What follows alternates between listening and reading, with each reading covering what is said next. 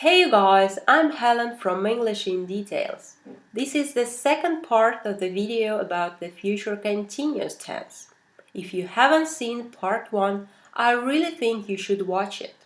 I'll give you a link below. I'm sure you will find a lot of interesting information.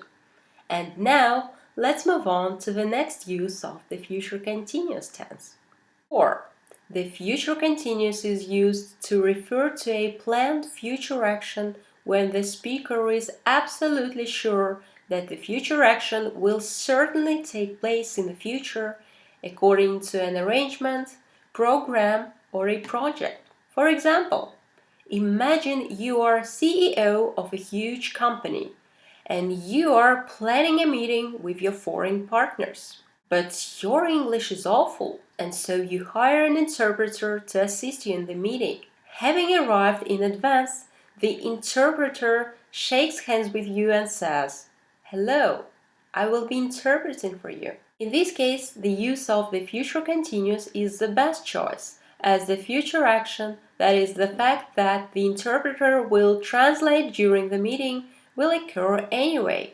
First, because you have an agreement with the interpreter. You've signed a contract. And second, the interpreter has already arrived at the meeting. You probably know there are many other future forms to refer to planned actions, such as be going to or the present continuous, but by contrast, the future continuous highlights the imminence of a future action, showing that it will inevitably take place in the future. The next example is taken from a famous movie. The salesman Chris wants to sell medical equipment, so he arranges a meeting with a doctor. When he arrives at the doctor's office to close the deal, the equipment won't work. The doctor asks Chris to come back next time after the defect is fixed, assuring him that all the arrangements will remain in force. Look, I'll still be putting money into the office then.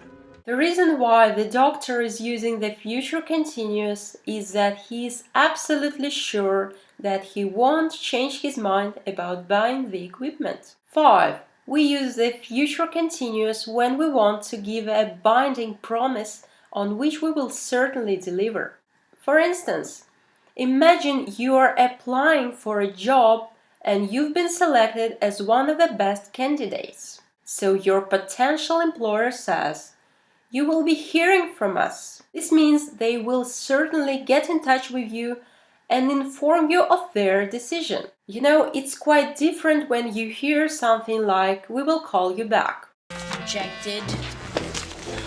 Don't call us, we'll call you.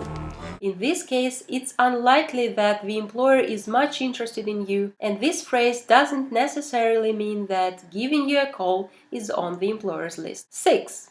We use the future continuous when we want to express our emotional attitude towards an anticipated future action. When people bitch about welfare, they're going to be bitching about her. They will be bitching about her. What is it about? The father of a little girl is worried that if she goes to school, she will be very different from the rest of the children, whose parents are much wealthier. As a result, they will laugh behind her back. He doesn't simply express his supposition that it may happen. It is obvious that he is troubled by such an outcome and he doesn't want it to happen. Therefore, he is using the future continuous. In this sense, the future continuous is often found in the expression next thing plus something negative, something that we do not want to happen. For instance, a family of 3 is sitting at the table. The mother has cooked a delicious dinner. Then all of a sudden the child says, "I hate chicken.